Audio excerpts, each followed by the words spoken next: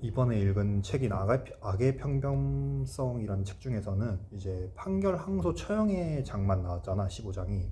근데 해당 부분이 아이히만이라는 사람의 이야기로 구성되어 있고, 이 사람은 이제 전쟁과 관계에 미친 어떤 군인이 아닌 그냥 승진과 효율성만 생각했던 직업 군인이라는 이야기로 어떤 전쟁의 죄와 책임에 대해서 악의 평범성이라는 개념으로 접근을 시작해서 이야기를 마친 것 같아.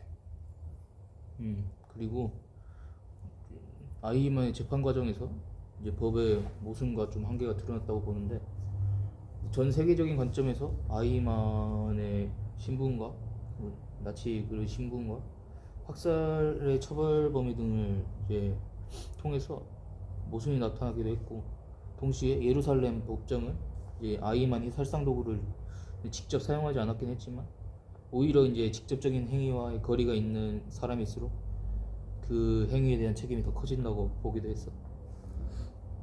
이게 거리라는 개념이 등장해서 그런데 이제 아이히만은 어떤 자신만의 사무실에서 유대인들을 기차로 실어서 그 사람들을 죽을 수 있는 가스실과 같은 곳으로 보내는 시스템을 만들고 직접 실행했지만 이제 직접 살인을 하지는 않았잖아.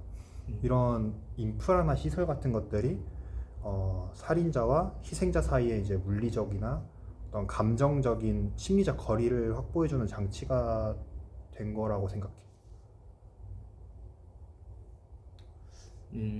그리고 또 이 글에서 이제 좀 인상 깊었다고 생각한 거는 이제 독일 청년들의 도덕성에 대한 부분이었던 것 같은데, 아이만이 이제 자신이 재판을 자처한 이유를 이제 청년들의 죄책감에 대한 콤플렉스를 덜어주기 위해서라고 주장했었는데, 그런데 이제 한나 아렌트는 자신과 이제 직접적인 연결이 없는 죄책감의 분출은 자신을 둘러싼 그 제도의 분노를 이제 현실적인 문제 때문에 다르게 표출한 것이라고 한 부분이었어.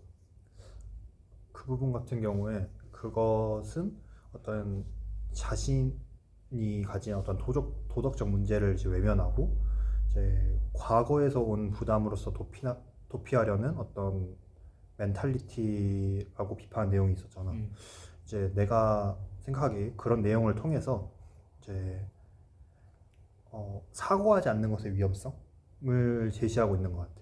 그러니까 시민들은 분노를 어떤 외면하기 위해서 심리적인 자책감을 얻었고, 아이히만은 군인으로서 이제 동시에 독일 시민의 일원으로서 자신의 역할을 수행은 했지만 그 수행을 한 과정이 어떤 자신의 사고가 들어간 것이 아닌 명령을 통해서였잖아.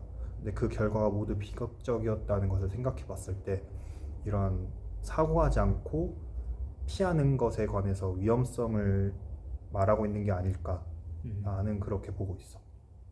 맞는 것 같아.